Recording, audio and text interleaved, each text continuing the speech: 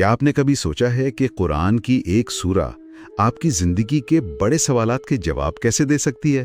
ہم آدھی اور دی ہیں، اور یہ آپ کا سفر ہے 8 بٹ مفید معلومات کے ساتھ۔ اللہ کی کتاب کے ساتھ ہمارے سفر میں خوش آمدید۔ قدم بقدم کوشش کریں گے کہ آسان زبان ہو اور بات دل سے نکلے۔ ہاں، اور یوٹیوب چینل کو سبسکرائب کرنا اور وہ جو گھنٹی ہے اسے دبانا نہ بھولیں تاکہ نئی باتیں آپ تک سب سے پہلے پہنچیں۔ تو ہم قرآن کی ہر صورت پر بات کریں گے، اس کی روحانی وضاحتیں، کچھ زندگی کی مثالیں اور غور و فکر کے پہلو، تاکہ روزمرہ زندگی میں کچھ معنی تلاش کرنے میں مدد ملے۔ آج ہم سورۃ الصافات پر غور کر رہے ہیں۔ جی، سورۃ الصافات یہ مکی سورت ہے، یعنی ہجرت سے پہلے کی، غالباً درمیانی مکی دور کی، جب مسلمانوں کو کافی مخالفت کا سامنا تھا۔ اچھا، تو اس کے جو بنیادی موضوعات ہیں وہ ہیں قیامت، اللہ کے سامنے جواب دہی اور نبوت کی رہنمائی کی ضرورت۔ جیسے آیت 71 میں بھی اشارہ ہے کہ اگلے لوگوں میں سے اکثر گمراہی ہوئے۔ یہ پس منظر اہم ہے۔ جی ہاں، اور ایسے ماحول میں سورت کا جو مرکزی نقطہ ہے وہ بالکل صاف ہے، توحید۔ آیت 4، بے شک تمہارا معبود ایک ہی ہے۔ بالکل۔ اور یہ صرف ایک عقیدہ نہیں، سورت اسے کائنات کے مشاہدے سے جوڑتی ہے نا؟ وہ اللہ جو آسمانوں، زمین اور تمام طلوع-گاہوں کا رب ہے۔ بالکل۔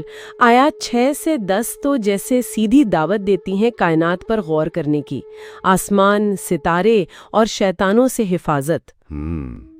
پھر آیات 11 سے 21 میں ایک طرح کا چیلنج ہے منکرین قیامت کو، یعنی کیا انہیں مٹی سے بنانا زیادہ مشکل تھا یا یہ پوری کائنات بنانا؟ صحیح۔ اور پھر قیامت کا انکار اور اس کا مذاق اڑانے والوں کے لیے یوم فیصلے کی یاد دہانی بھی۔ جی، اس کے بعد پھر جزا و سزا کا نقشہ آتا ہے۔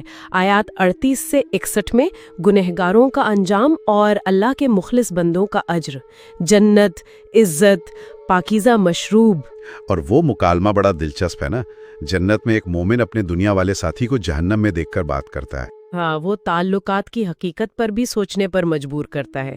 اور جنت کے مقابلے میں پھر آیات 62 سے 70 میں جہنم کی ایک مثال ہے، زقوم کا درخت۔ زقوم؟ جی، قرآن اسے جہنم میں اگنے والا ایک درخت بتاتا ہے جس کا پھل وہ بہت ہی کڑوا اور بد شکل ہے، گناہگاروں کے اعمال کی سزا کی ایک علامت۔ اچھا۔ اور یہاں گمراہی کی ایک وجہ وہ باپ دادا کی اندھی تقلید بھی بتائی گئی ہے، یعنی غور و فکر کتنا ضروری ہے۔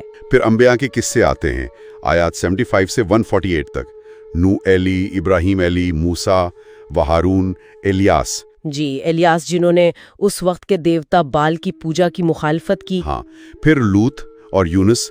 ان سب کی کہانیوں میں خاص طور پر یونس کی کہانی، وہ ثابت قدمی اور اللہ پر بھروسے کا امتحان۔ بالکل، خاص کر جب مشکلات آئیں۔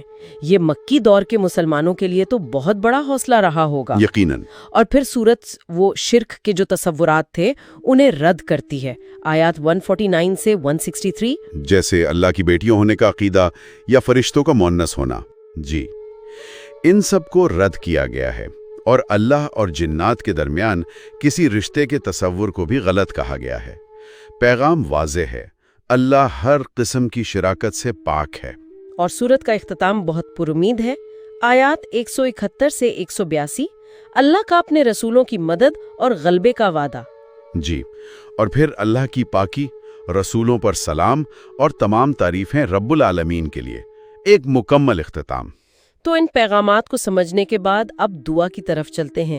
آئیے دعا کریں۔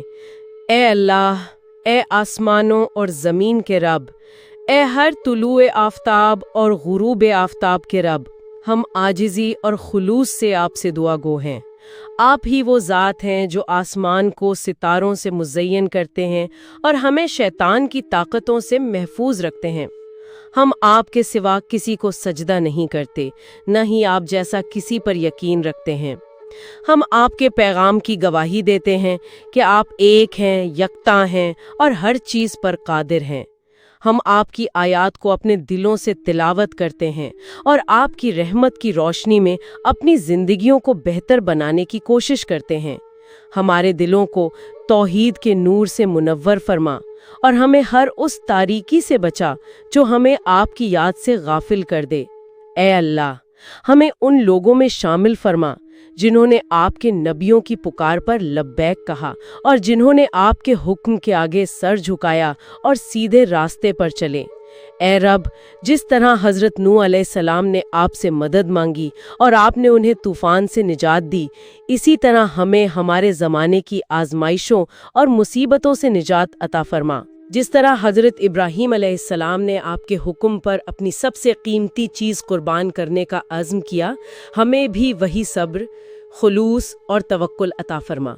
ए रब्बुल आलमीन, हमें हज़रत यूनुस अलैहिस्सलाम की तरह तौबा करने वाला बना, जो तारीकियों में भी आपकी तस्बीह करते थे, और हमें हज़रत मूसा और हारून अलैहिस्सलाम की तरह हक़ पर साबित कदम रहने की हिम्मत अता फरमा। ए हमारे रब, हमें याद दिला कि आपकी तरफ लौटना ही हमारी असल कामयाबी है, और जो कुछ हम आपके लिए कुर्बान करेंगे वो रोज़े क़यामत हमारे लिए निजात का ज़रिया बनेगा।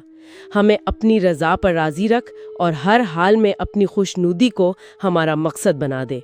ए अल्लाह, हमारे वतन पाकिस्तान पर अपनी ख़ास रहमत नाजिल फरमा, इसे अमन, इंसाफ, इल्म और तकवा का गहवारा बना दे।